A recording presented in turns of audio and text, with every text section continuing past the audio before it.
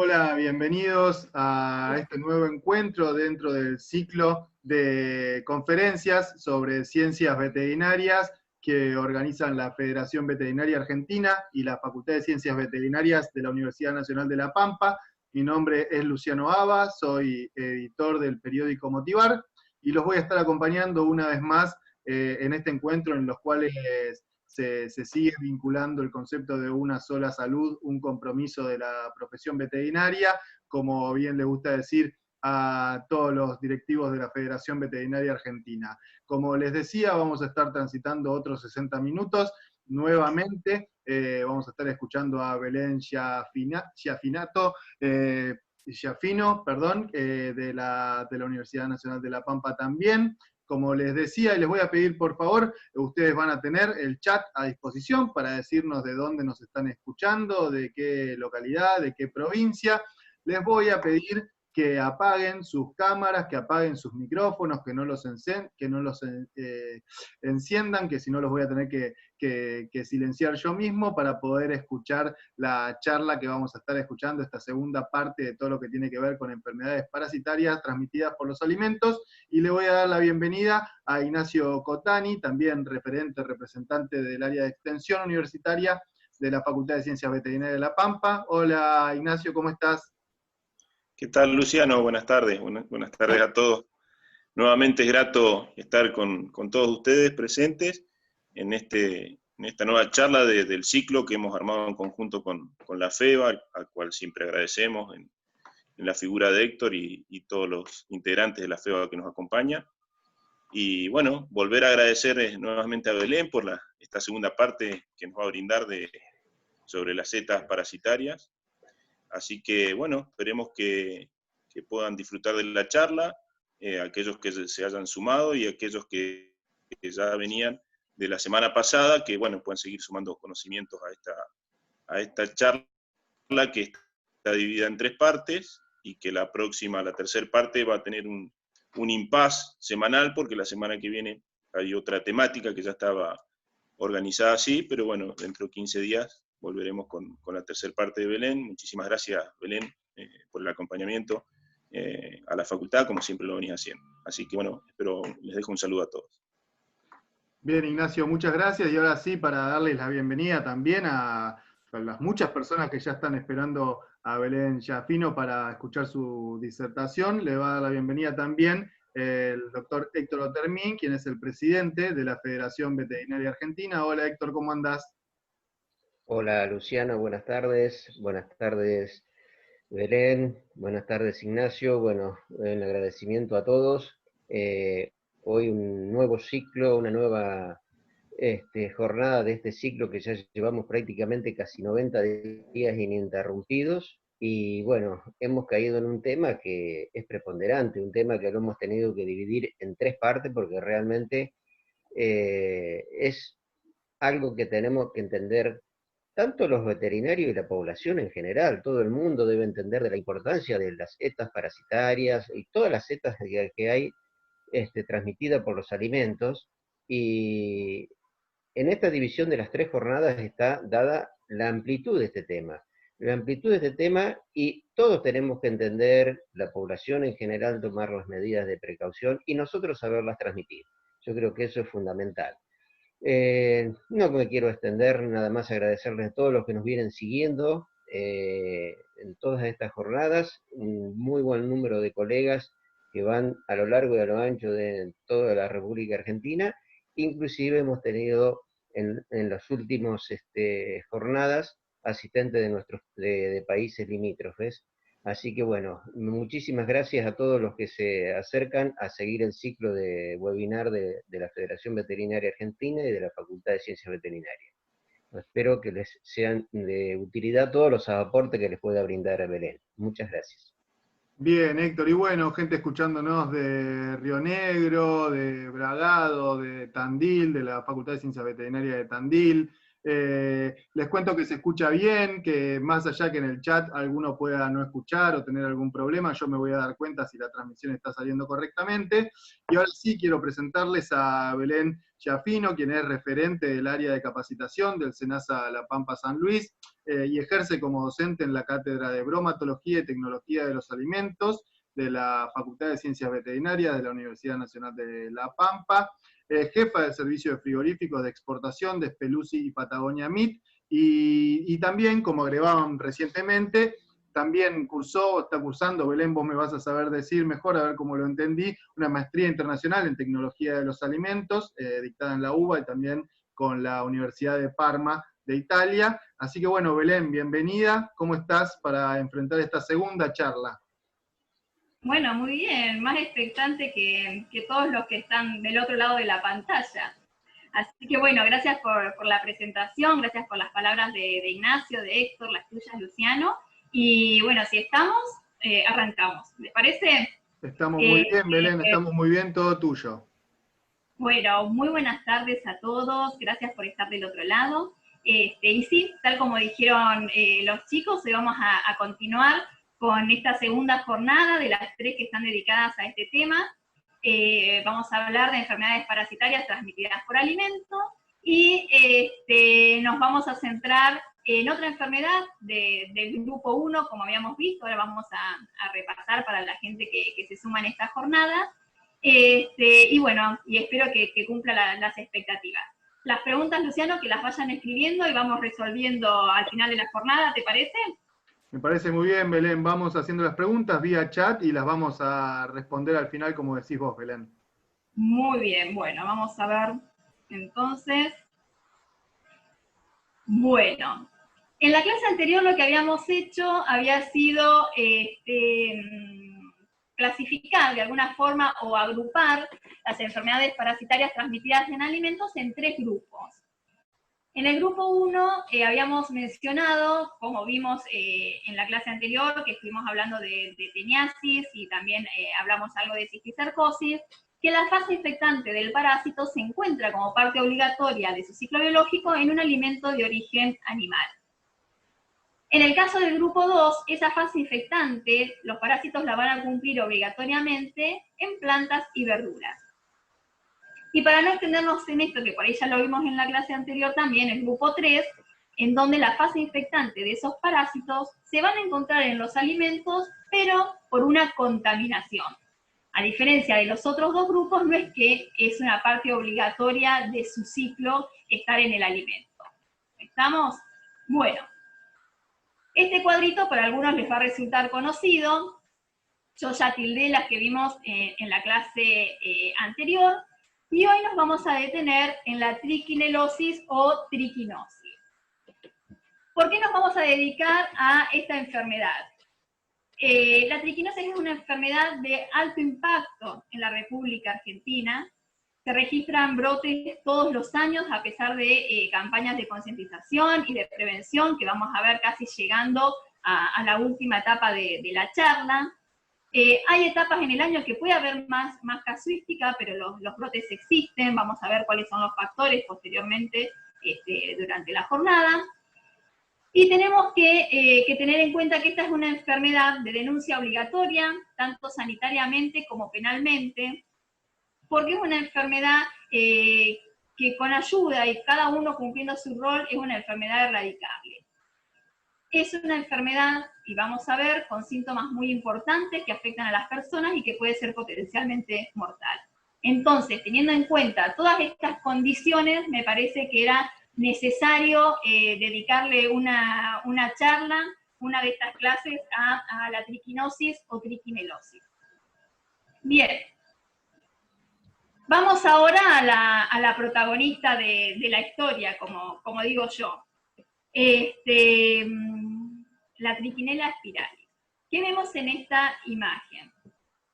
Yo acá les puse 2 parásitos adultos, para más o menos ir conociendo su morfología, que esto voy a mencionar algunas cuestiones que van a tener importancia cuando expliquemos el ciclo, y eso a su vez cuando expliquemos sobre los síntomas.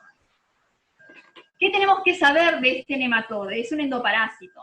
Entonces, para poder desarrollarse, debe estar siempre en el interior de un huésped, y ese huésped generalmente es el cerdo. Vamos a ver otras especies también muy importantes. Este parásito es dioico, quiere decir que, no sé si ven el cursor, este parásito tiene individuos del sexo femenino e individuos del sexo masculino. Tiene la característica de ser un parásito vivíparo, quiere decir que las larvas van a desarrollarse adentro de la hembra y van a ser expulsadas, por lo cual es muy importante que este parásito siempre va a requerir de un huésped y específicamente un mamífero para desarrollarse. No son parásitos de gran tamaño. La hembra puede llegar a medir unos 3 milímetros por 60, 90 micrómetros de tamaño. El macho es un poco menor de tamaño, llegando a medir entre 1 y 1,5 milímetros. Y hay algunas características importantes que también se las quiero mencionar. Estos parásitos tienen como una cutícula, ¿sí? Que es una capa que les da resistencia, y a su vez tiene como un complejo, un sistema bastante complejo de una musculatura longitudinal, que hace esto de vital importancia para que el parásito pueda desplazarse cuando está adentro de un organismo.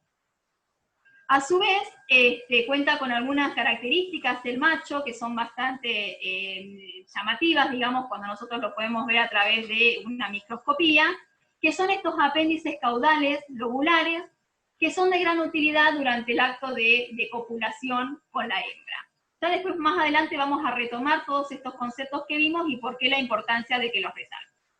Bien, vamos a seguir ahora, ya vimos los adultos, con la larva. Acá vemos cómo se ven estas larvas después de una digestión artificial enzimática de carne porcina. Esta foto, bueno, fue facilitada por mis compañeros del SENASA, a quienes agradezco, y bueno, que ojalá que estén disfrutando de esta charla.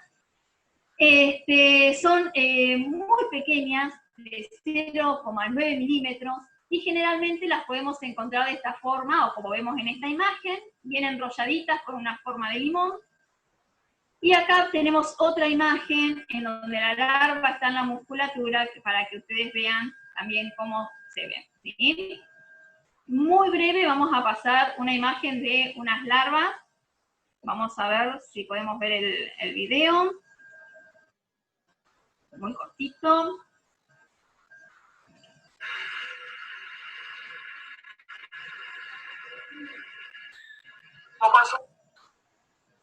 Bien.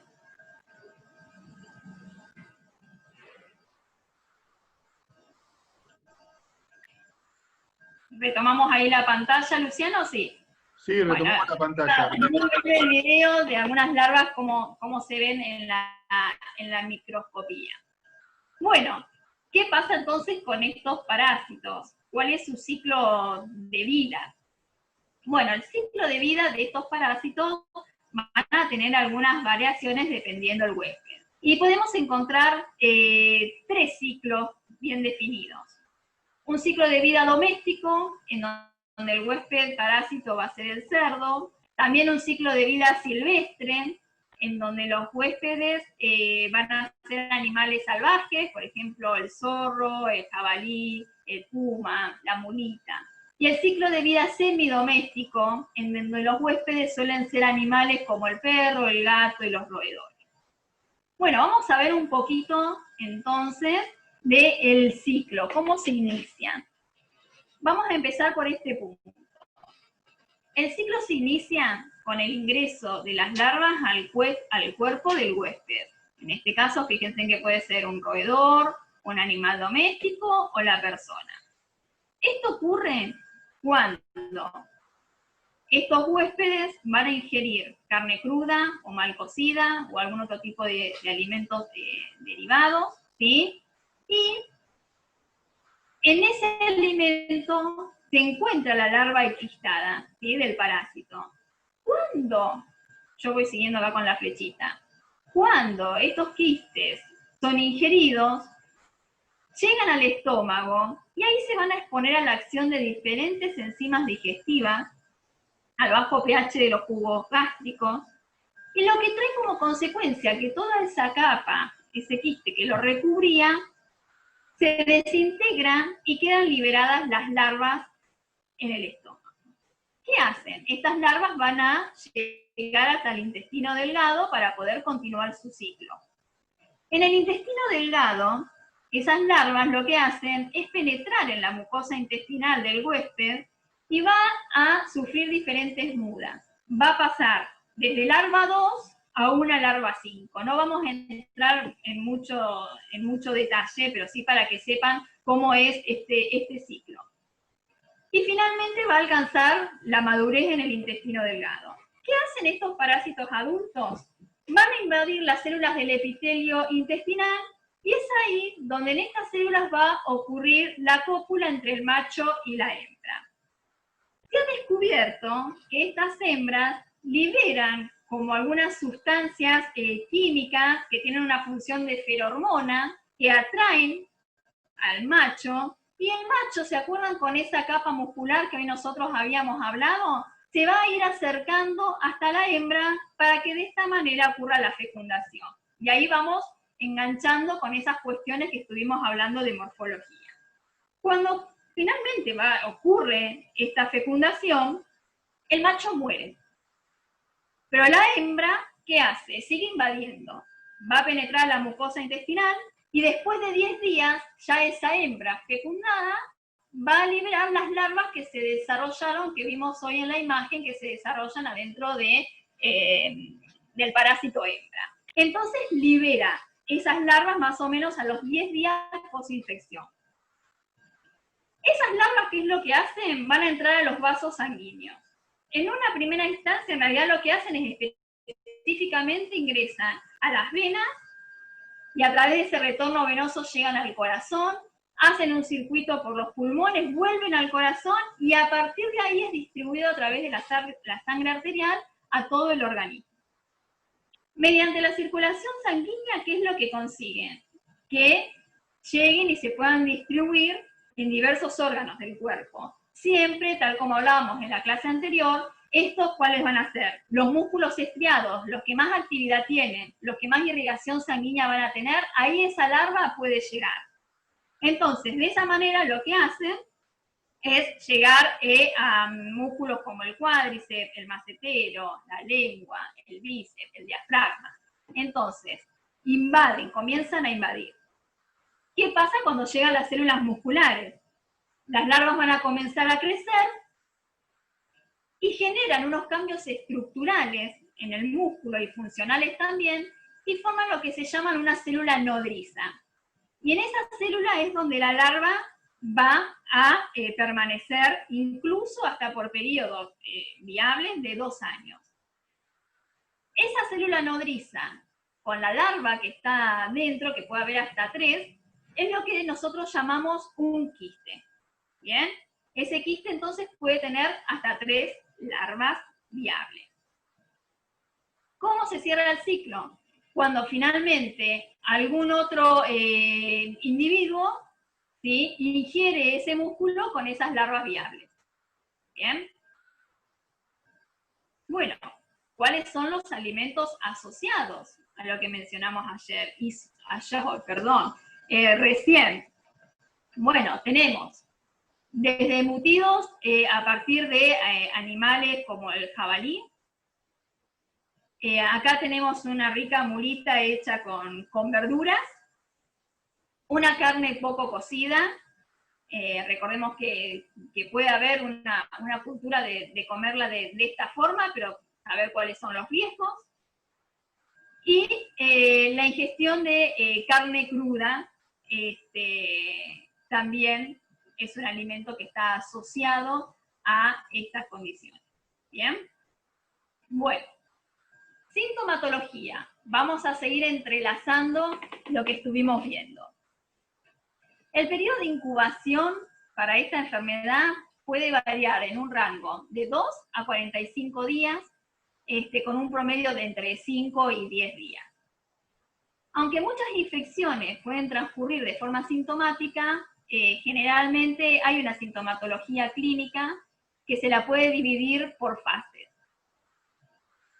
Estas fases van a depender del tiempo posinfección y del momento del ciclo que estamos desarrollando. El ciclo que hablamos recién, bueno, según en qué momento del ciclo van a ser la sintomatología clínica que nosotros las personas podemos tener. Entonces, en primera instancia podemos ver una fase entérica, que esta fase entérica, ¿con qué etapa del ciclo va a transcurrir?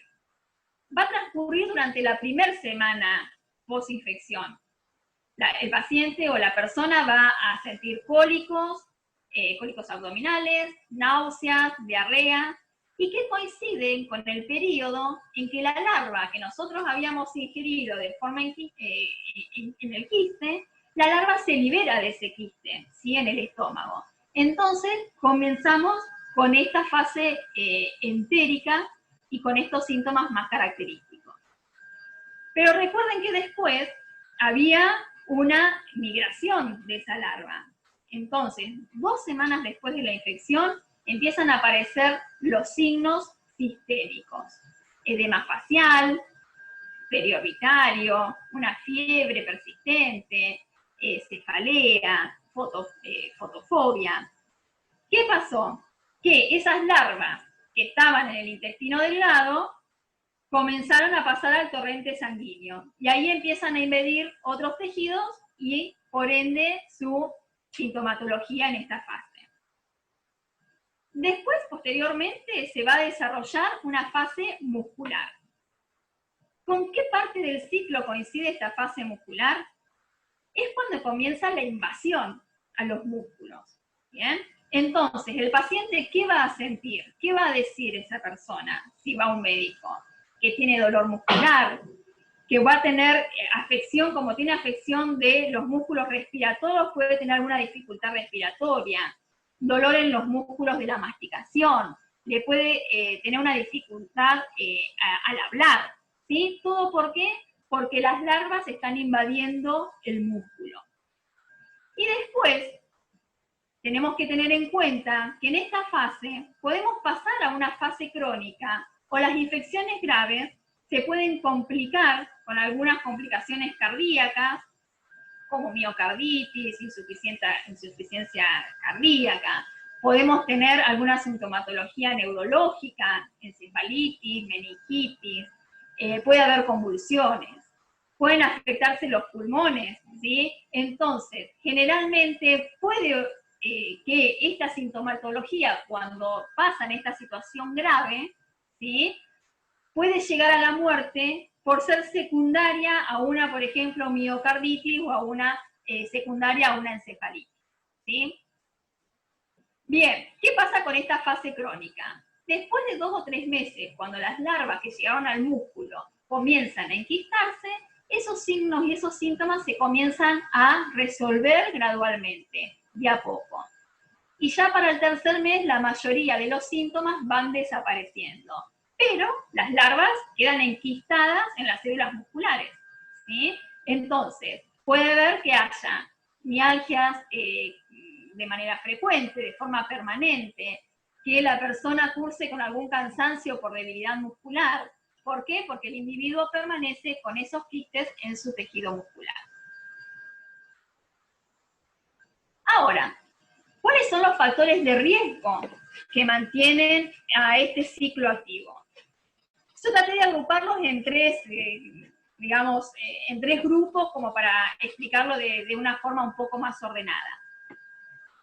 Por un lado, tenemos a los factores de riesgo medioambientales, cuando nosotros tenemos establecimientos con algún déficit en las condiciones higiénico-sanitarias, cuando hay una falta rápida de destrucción de cadáveres de animales y que esté al acceso de otros animales que se practique carnivorismo, una alimentación, como vemos acá, con residuos crudos de algún matadero o cercano a un basural que esté infectado, La prevalencia de esta enfermedad está altamente relacionada con la costumbre, en algunos casos, de criar a cerdos a base de desperdicios sin termotratar.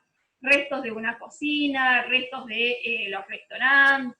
Entonces, es posible que estos alimentos tengan contacto con animales portadores del parásito, como por ejemplo las ratas, porque nosotros alimentamos a los animales así, y por supuesto es un lugar de atracción para los roedores.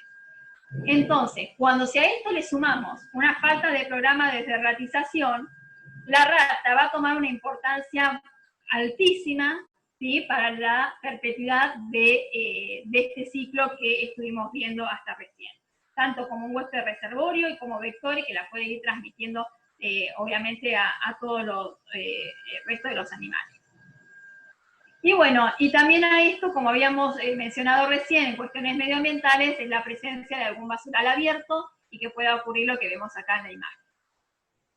Si hablamos de factores de riesgo socioculturales, ¿qué podemos mencionar?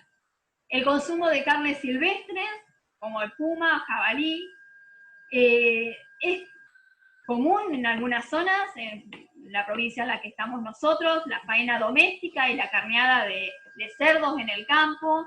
Es una costumbre que está muy difundida en la zona rural y periurbana, y aunque generalmente estas costumbres y las manufacturas que de ahí se obtienen se consumen en la familia o en el círculo familiar, muchas veces también llegan a la distribución y comercialización de estos productos elaborados de forma casera o artesanal.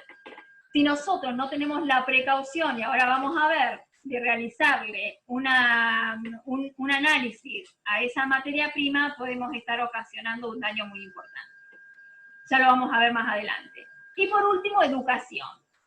Educación para todas las personas y los roles que tenemos en esta cadena agroalimentaria. Pero también no debemos olvidar el papel y el rol del consumidor en este punto que yo quiero decir como educación. El consumidor debe saber que es importantísimo que los productos que consume están rotulados, en donde a mí me da la seguridad de que fue controlado por un ente sanitario, ya sea a nivel nacional, provincial, municipal, pero que yo tengo la tranquilidad que esa materia prima de origen fue controlada y que el producto es inocuo, es decir, que no genere un daño a la salud del consumidor. Bien, avanzamos. Con estas imágenes, yo lo que quiero ver, que veamos y llegamos a este punto central, es que no importa si la crianza de los cerdos es en un criadero de punta, si es de forma más doméstica, si esos animales yo los voy a faenar en un frigorífico con las características higiénico-sanitarias de exportación, con las mayores exigencias, siempre hablando de triquinosis, que es a lo que llama. Después podemos hablar de otras cuestiones, pero vamos a abocarnos a lo que es triquinosis, ¿sí? O si ese animal fue en una carneada faenado de una forma doméstica, si los productos que yo elaboro están con las mayores condiciones de seguridad y de buenas prácticas de manufactura, o si yo lo hago de forma casera para un consumo familiar. Cualquiera sea la situación que yo presente acá, todos tenemos que pasar por la imagen del medio, que es la digestión enzimática, ¿sí? Vamos entonces ahora a cuáles son las medidas preventivas que nosotros tenemos que tener en cuenta. ¿Qué pasa con los criadores de animales? Nosotros tenemos que saber que no existen vacunas ni tratamientos para administrarle al animal vivo. Entonces, todas las medidas de prevención van a ser principalmente de mantener la higiene durante la crianza de los cerdos, realizar la prueba diagnóstica luego de la faena y antes de la preparación y consumo de los chacinados que nosotros elaboremos. Entonces, importante, los cerdos deben ser criados en instalaciones adecuadas. Cualquier persona que vaya a realizar este tipo de actividad puede dirigirse a la autoridad competente y se conocen los requisitos necesarios para que estas instalaciones sean adecuadas. y a su vez, bueno, obviamente que no tengamos presencia de roedores. Para eso, el cerdo debe ser correctamente alimentado. Debe evitarse la basura, los desperdicios de matadero, los residuos de comida, ¿sí? Porque en esos residuos puede estar el parásito y a su vez va a atraer a los roedores. Siempre, por más que sea una faena casera de los animales que yo crié en mi campo, o yo llevo estos animales a un frigorífico, siempre debe realizarse la digestión artificial, punto que nos vamos a detener más adelante. Se debe verificar mediante un análisis de laboratorio que la carne no está infectada con el parásito, porque este control es la única garantía para los consumidores de cerdos y de los productos de cerdo, de jabalí, perdón, y de sus productos relacionados. Esta es la garantía principal que nosotros tenemos.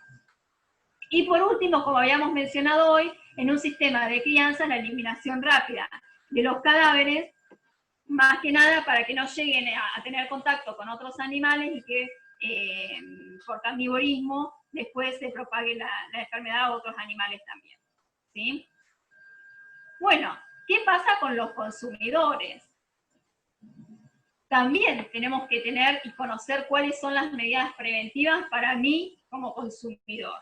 Bien, hablamos de los criadores, hablamos de quienes llevan los animales a quienes faenan en un frigorífico. ¿Qué pasa como consumidor? Es fundamental que nosotros debemos saber cuál es el origen de esta materia prima. Sea embutidos, salazones, carne, entonces, saber que hay un establecimiento autorizado para, digamos, manejar esta materia prima, ya sea el SENASA, el Ministerio de Agricultura Provincial, Bromatología Provincial, la municipalidad, todo según corresponda.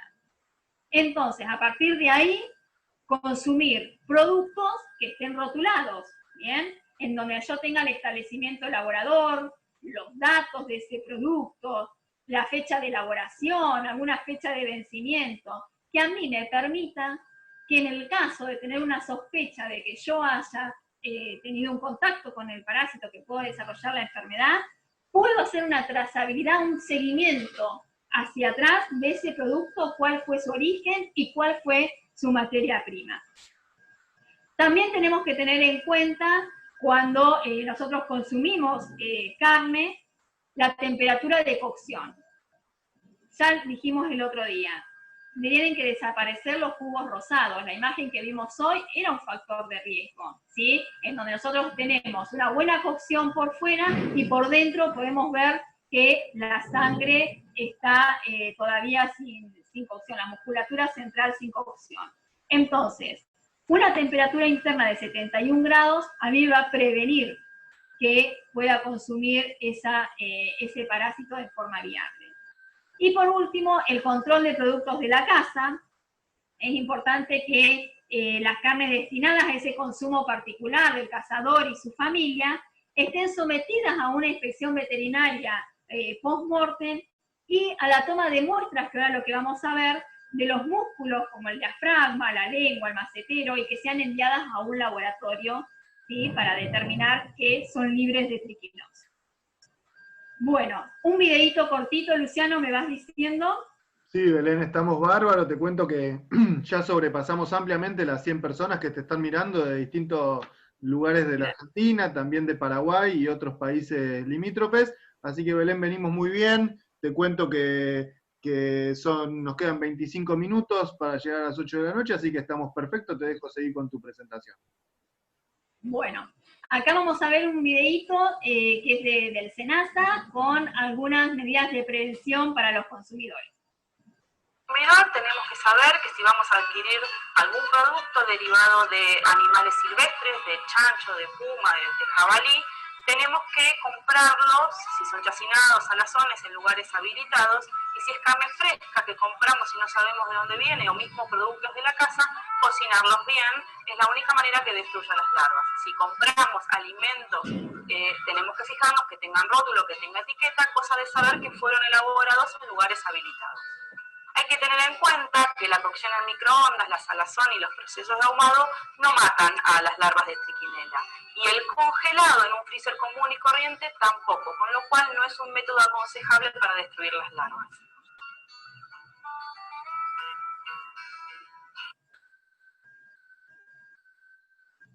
Bien. Volvemos a la presentación entonces. Ahí, Luciano, ¿pueden ver bien? Ahí está volviendo y ahí estamos de vuelta en tu presentación, Belén. Perfecto. Bueno, entonces ahí fueron algunos consejitos y medidas de prevención como para cerrar esta diapositiva. Vamos a seguir ahora con la normativa vigente. La normativa vigente es amplia, no solamente lo que yo estoy escribiendo acá para ustedes. Ya en 1960 comenzamos con esta ley, la 15.465, en donde se establece el régimen legal de las enfermedades que son de notificación obligatoria. La triquinosis, como habíamos dicho, es una enfermedad de denuncia obligatoria. A su vez, hay un decreto que faculta a los servicios sanitarios para declarar las zonas de infestación de triquinosis porcina, poner en ejecución todos los medios que sean necesarios para la lucha y para la erradicación, ¿sí?, de esta enfermedad, y también para proceder a la desratización y desinfección de las zonas afectadas, que obviamente uno se las identifica a través del análisis de la digestión enzimática. Nosotros vemos acá que empieza a hacer hincapié la normativa en lo que es la técnica de diagnóstica de digestión artificial. Vamos a ver más adelante que antes se utilizaba otro tipo de muestreo que no era tan específica y podía dar algunos falsos negativos.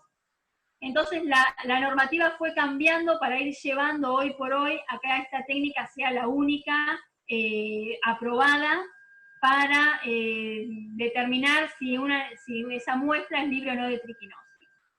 Nos vamos a detener después un poquito en la resolución 555 del 2006 de SENASA también, que es donde se aprueba el programa de control y erradicación de la triquinosis en todo lo que es la República Argentina, y establece este procedimiento de la técnica de digestión artificial. Nunca nos podemos olvidar del decreto 4238 del año 68, en donde habla de cómo identificar esas muestras, la importancia de individualizar las muestras, de las reinspecciones de las tropas cuando un animal da positivo, ¿sí? Entonces, hay una importante base en cuanto a legal para que podamos tener una lucha contra la triquinosis. Bien, arranquemos, vamos en realidad a detenernos un poquito en esta resolución 555 del 2006 en algunos puntos fundamentales. Habla de mucho más la resolución, pero me detengo en esto. Primero, que menciona la obligatoriedad de la realización de la prueba de digestión artificial en el momento de la faena, antes del consumo o de la elaboración de los productos. Declara de alto riesgo sanitario aquellos predios de origen a un positivo, que es lo que implica en estos casos la clausura preventiva del predio, el diagnóstico oficial, y de comprobarse la existencia de triquinosis, se debe realizar un sacrificio sanitario de los porcinos que estén presentes en este establecimiento. El establecimiento se clausura y hasta después de 30 días de que se realice la despoblación, la limpieza y la desratización, no se deja sin efecto esta clausura. ¿Qué pasa con los animales? O sea, van a poder ser liberados a consumo sin cocción previa cuando la totalidad de los porcinos, nos dice la resolución, resultaron negativos al diagnóstico efectuado por la técnica de digestión artificial.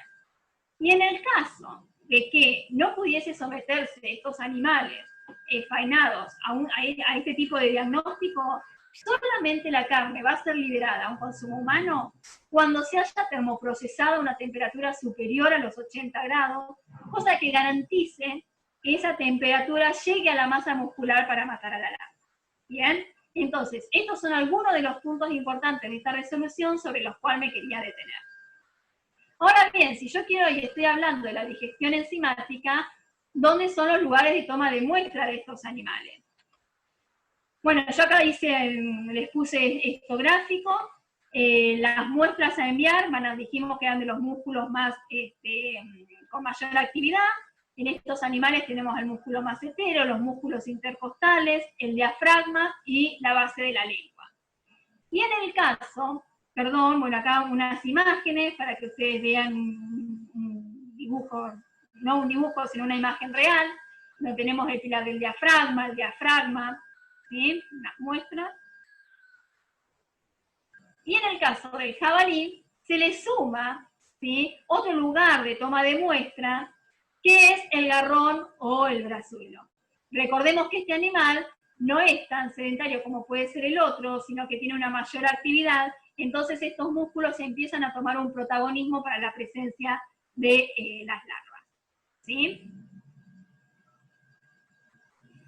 Bueno, ¿qué pasa con el diagnóstico? Tomamos las muestras.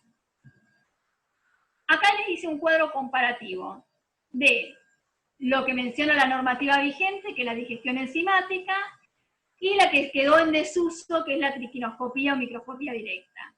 Ahora, ¿por qué? ¿Cuáles son los fundamentos para esta técnica? Ya en el 96 esta técnica de la triquinoscopía quedó en desuso, y entre el 96 y el 99 ya el SENASA determinó que todos los cerdos que estén destinados a consumo sí o sí deberían analizarse bajo este tipo de técnica. Entonces, ¿cuál es la importancia de esta digestión enzimática? Que tiene, que fue diseñada, ¿sí?, con la finalidad de prevenir la infección clínica en humanos. Entonces, ¿qué ventajas tiene sobre la otra técnica? Que permite controlar la carne de 20 animales en forma simultánea, con muestras individuales de 5 gramos, ya lo vamos a ver. Tiene una mayor sensibilidad, porque ya da positivos con una larva por gramo, cuando en el método anterior necesitábamos 3 larvas por gramo, entonces daba falsos negativos. Y no solo eso, sino que la triquinoscopía, ¿se acuerdan cuando ya hablábamos de la morfología? Que el parásito tenía como una cápsula. Si esa cápsula no está presente por alguna razón, la triquinoscopía no lo detecta, y también da falsos negativos. Entonces, es importante también que sepamos que la digestión enzimática ya a los 17 días post-infección nos puede dar un positivo, mientras que el otro método que quedó en desuso no lo conseguía. Entonces, muchas ventajas para fundamentar la normativa vigente. Bueno, acá tenemos otra imagen, también de una toma de muestra. Y lo que vamos a ver acá, a continuación, lo que yo les puse en esta diapositiva, vamos a ver el video al final de la explicación. Estas muestras que nosotros llevamos al laboratorio tienen que estar libres de grasa, ¿sí?, de toda la fascia, porque estos tejidos no tiene sentido tomarlo en la toma de muestra porque las larvas no van a estar ahí, y en el momento de la lectura pueden generar alguna interferencia porque no van a ser digeridos. Ahora vamos a ver cómo es la metodología. Es importante que las muestras sean picadas, pero no molidas, ¿sí? Porque si nosotros lo molemos, podemos ocasionar la ruptura de las larvas en el músculo, y eso va a dificultar también la diferenciación. ¿Qué es lo que hace esta técnica? ¿Sí? Para que ustedes vayan leyendo, igual lo vamos a ver en un videíto.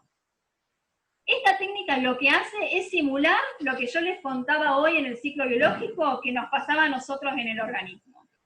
Entonces, se utiliza una solución acidificada de pepsina en agua tibia, eso se va mezclando, ahora lo vamos a ver, y simula, ¿sí?, la digestión que nosotros tenemos. Y es por eso la importancia y el realismo de la técnica, la efectividad. Porque de esa forma las larvas son liberadas, como nos sucede a nosotros en el organismo, y a partir de ahí nosotros, de esta forma que simulamos en vitro esas reacciones, podemos recuperarla para ser observada. Bueno, lo que se hace, habíamos hablado que se podían analizar hasta 20 animales. en una faena de rutina podemos hacerlo, dividirlo esto por tropa o por lote en pools de 20 animales, utilizando 5 gramos por cada muestra. En el caso de que nosotros en realidad estemos realizando una muestra para un criadero que esté interdictado, lo que se utiliza son 10 gramos, ¿sí? Y se utiliza la misma metodología. ¿Qué pasa si a nosotros de este pool de 20 muestras nos da un resultado positivo? ¿Sí? Lo que se hace es hacer otro pool de 4 muestras, vamos dividiendo esto en 5 pools diferentes, en 4 pools de 5 muestras, pero de 20 gramos cada una. Y ahí vamos reduciendo las posibilidades. Y si de estos pools, que tengo 5 muestras, alguno me da positivo, ya se realiza, digamos, un seguimiento individual para poder, de esta forma, identificar al animal positivo. Bueno, vamos a un pequeño video. La idea de pasarles este video, que dura un poquito menos de 2 minutos, es para que ustedes vean qué tan rápida y sencilla es la técnica y que nos permite y nos facilita la prevención de que un producto a partir de un foco pueda llegar al consumidor. ¿Sí?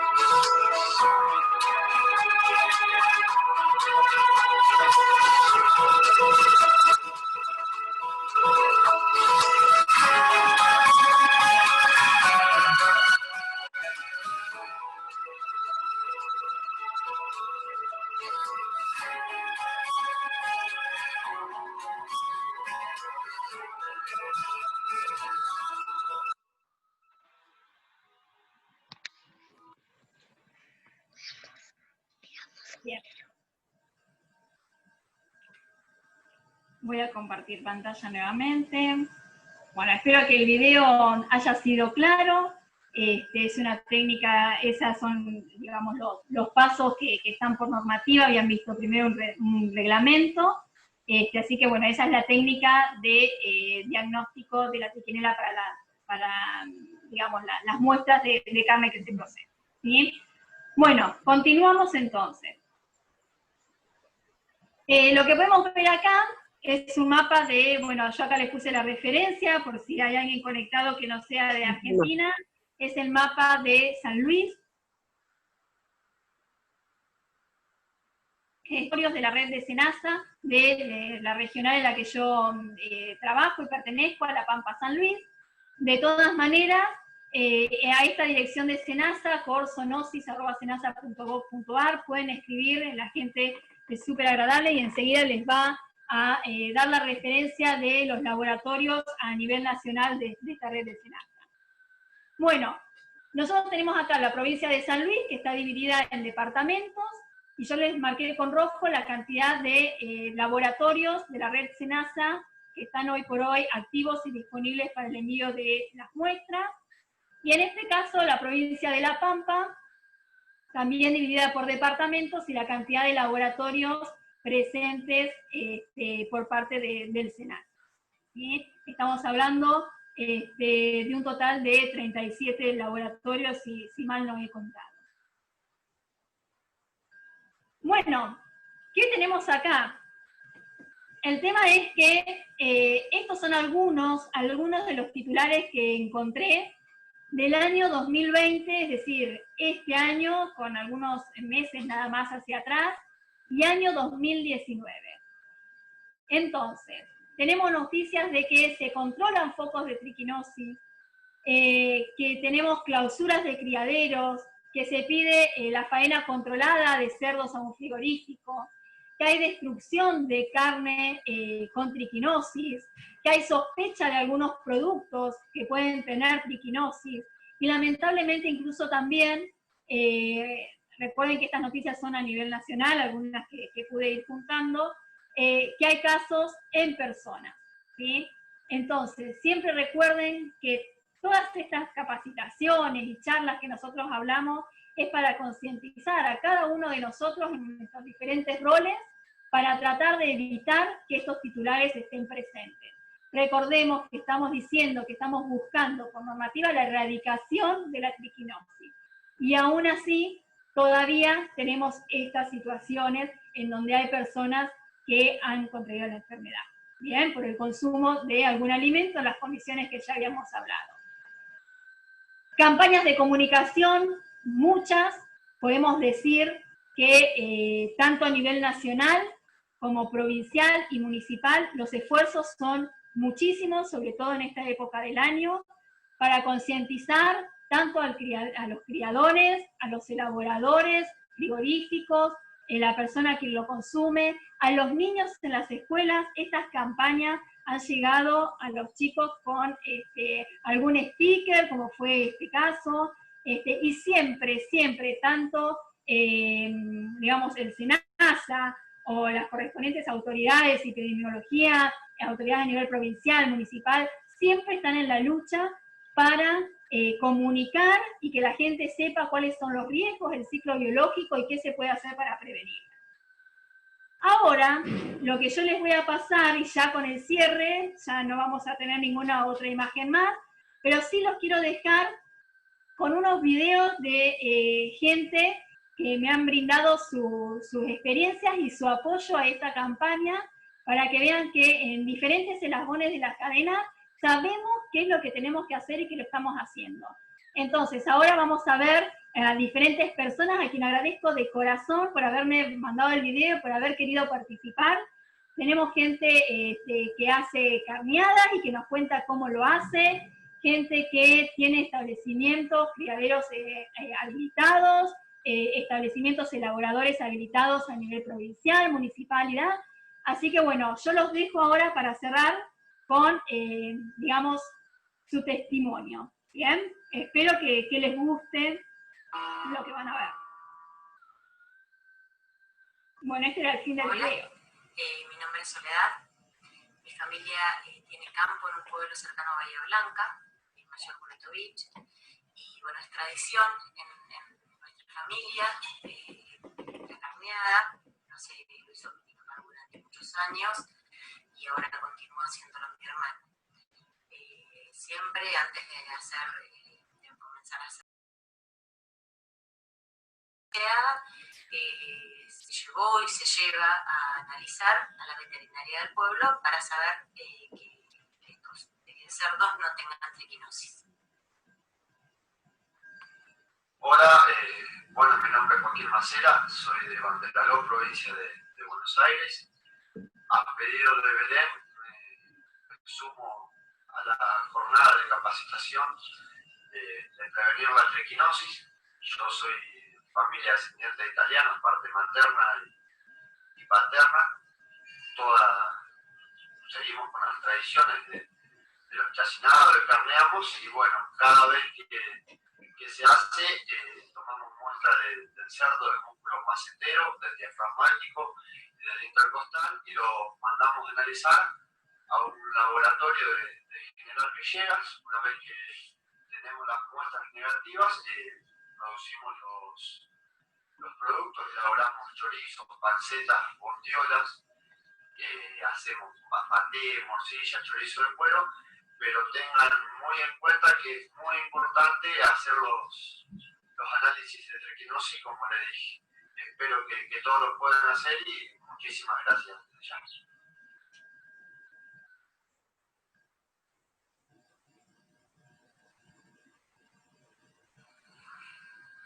Hola, soy Luciano Bruno de la localidad de Eduardo Castelapampa. Les quería comentar que somos una familia que se dedica a la producción de chacinados de cerdo para consumo propio y de forma tradicional. Generalmente a la carnea la realizamos en los meses comprendidos entre junio y agosto, dependiendo del clima.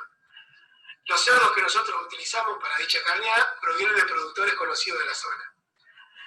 Bueno, una vez que se faenan dichos animales, se prosigue con el análisis fundamental de triquinosis, que consiste en tomar una muestra individual del músculo macetero o quijada, entraña intercostal.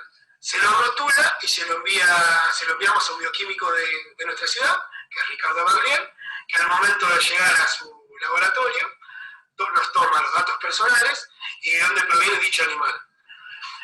Posteriormente no se sigue la carneada hasta no tener el resultado negativo de dicho análisis, y en el caso de ser positivo, desconocería la forma de proceder. Por eso, Belén, me quería sumar a esta capacitación para decirle no a la triquinosis y de alguna forma contribuir para que no se propague esta enfermedad. Hola, soy Maximiliano Rubio, soy médico veterinario acá del frigorífico de Chacinado Rojas, que está en la localidad de Intendente Alvear. Bueno, este frigorífico tiene habilitación provincial y se faenan aproximadamente 300 chanchos por semana. Se muestra del 100%, se le saca muestra de diafragma o entraña, que se llama la carnicería, y el método de diagnóstico es digestión enzimática. Bueno, nosotros también nos adherimos a las charlas de triquinosis para decirle no a la triquinosis. Muy buenas tardes, soy Minetti Germán de Chacinado Minetti e Hijo de SRL. Nos ubicamos en la localidad de Peruzzi y nos dedicamos a la elaboración de chacinados y venta de corte de cerdo. Teníamos una habilitación provincial y obtenemos la materia prima de frigoríficos habilitados, los cuales nos certifican de que han sido analizados por el tema de la triquinosis. Bueno, queremos agradecer a Belén por darnos este espacio y nos sumamos a la concientización del consumo de carne de cerdo libre de triquinosis. Por eso damos desde nuestro más humilde lugar, aconsejamos de que si va a consumir productos de cerdos, sepa de que provienen de plantas habilitadas o de que esa materia prima ha sido analizada por veterinarios que están habilitados a tal fin sobre la triquinosis. Le damos un saludo y que tengan una buena capacitación. Muchas gracias.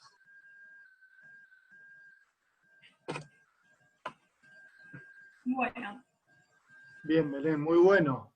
Espero que les haya gustado, era la sorpresita del final, porque me parecía que todos teníamos que estar presentes en esto y que saber que la lucha es conjunta, ¿sí? Y qué bueno es resaltar cuando se hacen las cosas bien. Acá, bueno, tenemos otras imágenes también de esa tradición familiar, y qué bueno, qué tranquilidad nos da uno saber que en esta lucha, bueno, esos titulares que aparecían cada vez pueden llegar a ser menos. Así que bueno, desde ya, gracias de corazón, gracias por el tiempo que han estado escuchando y estando presentes. Uno lo hace sentir acompañado en este tipo de virtualidad. Y bueno, nos encontramos el martes 1 de septiembre, seguramente con algunos otros temas que están acá en el tintero, anisaquiasis, latidosis, fasciola, así que algunos de estos temas vamos a desarrollar.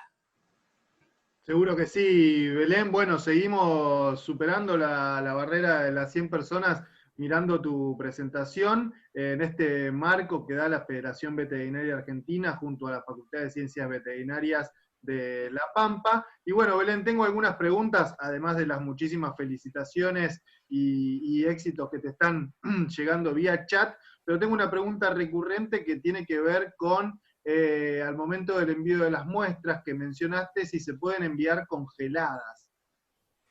Bien, siempre las muestras para llevarlas al laboratorio deberían ser a temperaturas de refrigeración, ¿sí? No deberían analizarse muestras que hayan estado congeladas. ¿Por qué? Porque algunos genotipos de trichinela no resisten a estas temperaturas y se mueren. Entonces, ¿qué pasa? Como hoy les decía, nos puede dar algún falso negativo. Acuérdense en el video que nosotros veíamos que las larvas tienen una movilidad y en realidad se reduce entonces la efectividad de la técnica. Eso es por lo menos lo que yo tengo entendido, Luciano. No sé si otra pregunta recurrente, Belén, tiene que ver con si en caballos y otras especies también, qué tipo de muestras se toman o si se toman muestras. Bien, sí, en caballos, también en otras especies en que por ahí no está determinado, que es fácil encontrarlo, bueno, para el cerdo, para el jabalí. En tanto el caballo como en otras especies, por ejemplo la mulita, la lengua y los músculos maceteros son, en este caso, de primordial importancia. Siempre leí y tengo en cuenta, y me sirve para decirlo ahora, perdón por no haber puesto el ejemplo de esto, que para el caballo, para la muestra de la toma de muestra en lengua, se debe sacar el extracto córneo de la lengua, ¿sí? Eso por ahí tenerlo en cuenta, que en la bibliografía siempre se menciona. Y perdón por no haberlo puesto como ejemplo a las otras especies, ¿sí? Lo mismo para el puma u otras especies. Bien, estamos escuchando a Belén Chiaffino, quien es docente de la Universidad Nacional de La Pampa y también representante de SENASA en la regional La Pampa-San Luis. Belén, tengo algunas preguntas más antes de hacerlo participar también al presidente de la Federación Veterinaria Argentina, Héctor Otermín, y a Ignacio Cotani. Ahora voy a hacer lo posible para encenderle su cámara. Pero bueno, Belén, tengo dos preguntas bien concretas, y una tiene que ver con el diagnóstico y otra con el tratamiento en las personas. ¿Podemos fusionarlas? ¿El diagnóstico es solamente clínico en las personas y qué tratamientos hay? Bien, con respecto al diagnóstico, no es solamente el diagnóstico con la sintomatología clínica. Yo lo resalté por el hecho para tener una relación con el ciclo. Hay otros exámenes que son a modo general, como por ejemplo un hemograma. ¿Por qué? Porque cuando la larva pasaba a una sintomatología sistémica, hay un aumento de eosinófilos en la sangre, ¿sí? Entonces eso aparece en los análisis sanguíneos y es una forma de diagnosticar. A su vez, cuando el músculo está dañado, aumenta una enzima, la creatinina fosfoquinasa muscular. Esa enzima aumenta y que también puede ser detectada en un análisis sanguíneo. No se hace tan seguido, por ejemplo, una biopsia muscular, eso yo leí que no, sino que básicamente entre un diagnóstico, un examen general en cuanto a la sintomatología clínica y seguir con esa sospecha de que alguien estuvo en contacto, consumió estos alimentos, creo que vamos encaminados. Lo dejo igual de todas maneras, obviamente, a los médicos que le corresponden.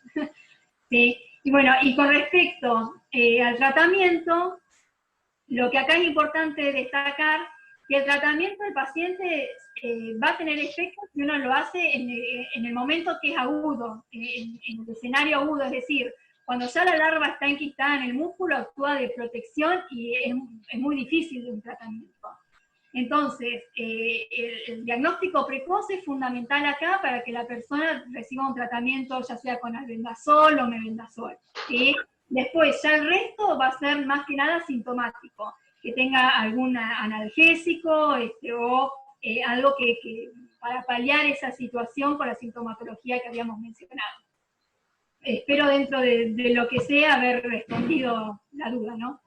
Bien, Belén, clarísimo. Bueno, le voy a invitar a Ignacio Cotani del área de extensión universitaria de la Facultad de Ciencias Veterinarias de la Universidad Nacional de La Pampa. Bueno, Ignacio, ¿qué temas, no? Todos estos que tocan a los veterinarios y al control de los alimentos también. ¿Cómo viste la presentación? No, la verdad que muy interesante, muy bien, muy prolija la presentación, bien organizada. De nuevo, muchas gracias, Belén. La verdad que este es un tema, mientras escuchaba la presentación y por ahí también escuchando muchas veces las reflexiones de Héctor, qué importante, ¿no?, que ha sido el control de esta enfermedad por parte de los veterinarios. Creo que de alguna manera, por lo menos en lo que respecta a mi generación, ha sido uno de los puntapié para la introducción del veterinario en lo que es salud pública. A mí particularmente, bueno, me tocó trabajar en una bromatología local y estar todos los años en la época de invierno atento a estas situaciones y atendiendo los casos de consulta de la gente. Y, bueno, la verdad que es un tema importante para el desarrollo de nuestra profesión. Y bueno, ya ahora en el cierre agradecer a todos los presentes,